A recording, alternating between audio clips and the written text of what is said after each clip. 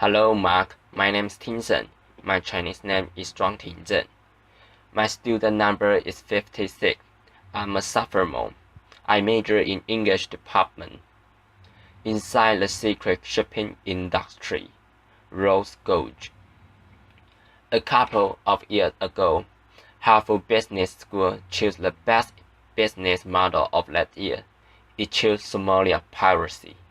Pretty much around the same time, I discovered that there were 544 seafarers being held hostage on ship, often anchored just off the Somali coast in plain sight.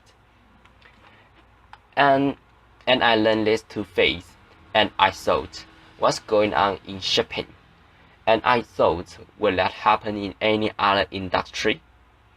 Will we see 545 airline pilots held captive in their jumbo jet on a runway for months or years? Will we see 545 Greyhound bus drivers? It wouldn't happen. So I started to get intrigued, and I discovered another fact, which to me was more astonishing almost for the fact that I hadn't known it before at the age of 42, 43. That is how fundamentally we still depend on shipping, because perhaps the general public think of shipping as an old-fashioned industry, something brought by sailboat with Moby Dick and Jack Sparrow. But shipping isn't that. Shipping is as crucial to us as it have ever been. Shipping brings us 90% of world trade. Shipping has quadrupled in size since 1970. Well, we are more dependent on it now than ever.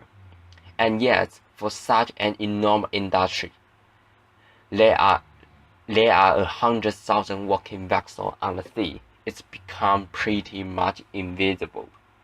Now that sounds absurd in Singapore to say that, because here shipping is so present that we stock a ship on top of a hotel. Laughter. But elsewhere in the world, if you ask the general public what they know about shipping and how much trade is carried by sea, you will get exceptionally a blank face. You will ask someone on the street if you hear of Microsoft. I should think that they will say yes, because they will know that they make software that go on computers and occasionally works. But if you ask them if they heard of Musk, I doubt you get the same responses. Even though Musk, which is just one shipping company amongst many, his revenues pretty much on a par with Microsoft, 60.2 billion US. Now why is this? A few years ago, the first sea road of the British Admiralty. He is called the first sea road, although the chief of the army is not called a land road. He said that we and he meet in the industrialized nation in the West, that we suffer from sea brightness. We are bright to the sea as a place of industry or of work. It's just something we fly over, a patch of blue on an airline map, nothing to see move around. So I wanted to open my own eye to my own sea brightness. So I ran away to sea. A couple of years ago, I took a passage on the Maersk Candle, a Maersk container ship carrying nearly 7,000 boxes, and I departed from Folkestone on the south coast of England, and I ended up right here in Singapore 5 weeks later, considerably less just than I am right now. And it was a revelation. I traveled through 5 seas, 2 oceans, 9 ports, and I learned a lot about shipping. And one of the first things that surprised me when I got on board Candle was, where are all the people? And I have friends in Navy who tell me that sail with 1,000 sailors at a time, but on Kindle there were only 21 crew. Now that's because shipping is very efficient. Containerization has made it very efficient. Shipping have automation now. They can operate with small crew, but it also meant that, in the world of a port chaplain I once met, the average seafarer we're going to find on a container ship is either tired or exhausted, because the pace of modern shipping is quite punished for what the shipping code is human element. A strange phrase which they don't seem to realize sounds a little bit inhuman.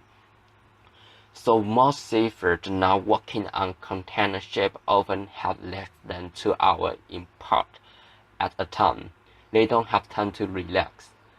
They are at the sea for months at a time, and even when they are on board, they don't have access to what a 5-year-old would take for granted, the internet.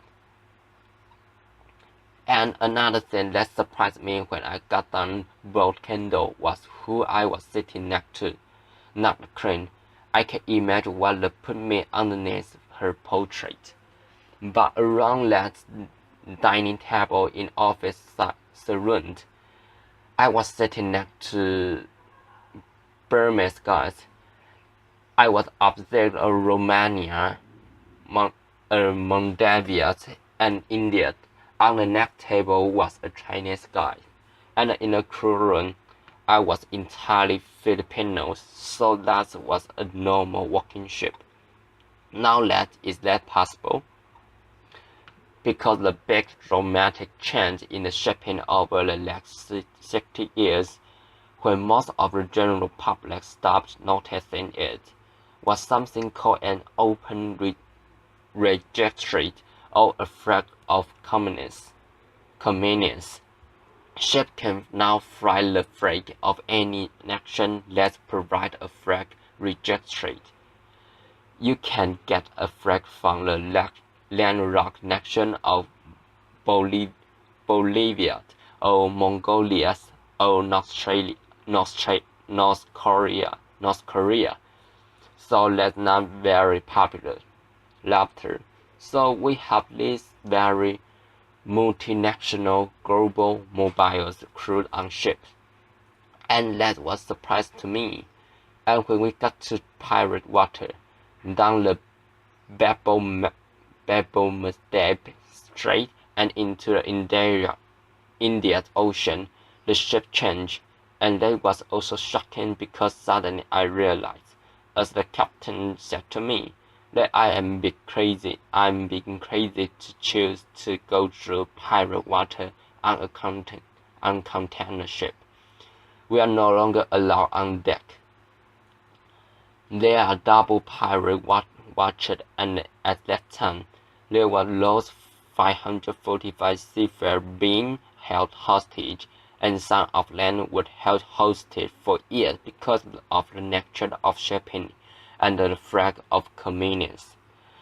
Not all of them, but some of them were, because for the minority of unscrupulous ship owners, it can be easy to hide behind the anonymity offered by some flag of convenience. What else does our sea brightness mask? Well, if you go out to sea on a ship or on a cruise ship, and look up to a funnel, you will see very black smoke, and that's because shipping has very tight margin, and they want cheap fuel. So they use something called bunker fuel, which was described me by someone in the tanker industry as the Drake of the refinery, or just one step from asphalt. And shipping is the greenest method of transport in terms of carbon emission per ton per mile. It emits about thousands of aviation and about a tenth of trucking, but it's not begin because there's so much of it. So shipping emissions are about 3 to 4%, almost the same as aviation. And if you put shipping emissions on list of the country's carbon emissions, it will come in about 6, somewhere near Germany.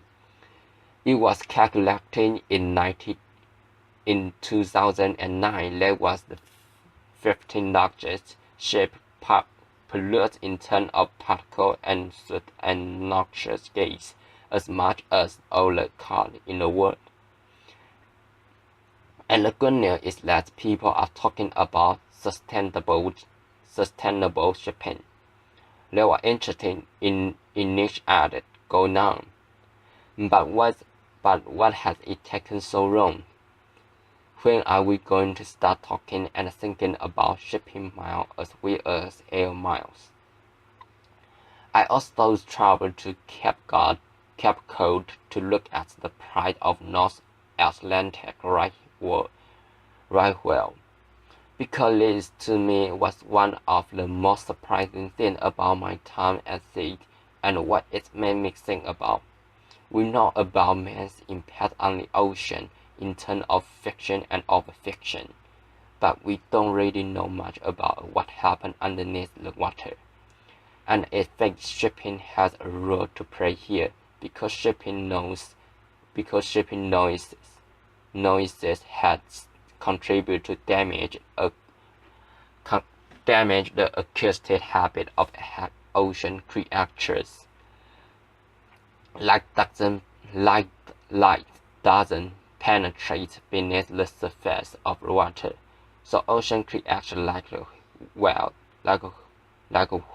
and the dolphin and even 800 species of fish communicates by sound.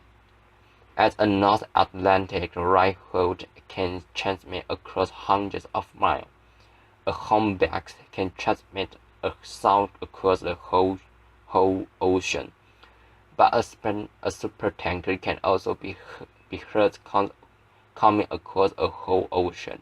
That's because the noise that propellers make underwater is sometimes at the same frequency that whole use, that it can damage the acoustic habit, and then need this breeding for finding feeding ground, for finding mates, and the acoustic habit of the North Atlantic right whale has been reduced by up to 90%, but there are no laws governing acoustic pollution yet. And when I arrived in Singapore, I applied for this, but I didn't want to get off my ship. I really love being on board Kingdom. I've been well treated by the crew. I've had a gallerous and entertaining captain, and I would happily have signed up for another 5 weeks, something that the captain also said I was crazy to think about. But it wasn't there for 9 months at a time like the Filipino sailors, whose when I asked them to describe their job to me, called it dollar for homesickness. They have a good salary, but there is still an isolating and difficult life in a dangerous and often difficult element. But when I get to this part, I'm too mad, because I want to salute those seafarers who bring us 90% of everything and get very little thank or recognition for it. I want to salute the 100,000 ships that are at sea that are doing that work, coming in and out every day, bring us what we need. But I also want to say shipping and us, the general public who know so little about it, to have a bit more scrutiny, to be a bit more transparent, to have 90% transparency, because I think we could all benefit from doing something very simple, which is learning to see the sea. Thank you. Applause.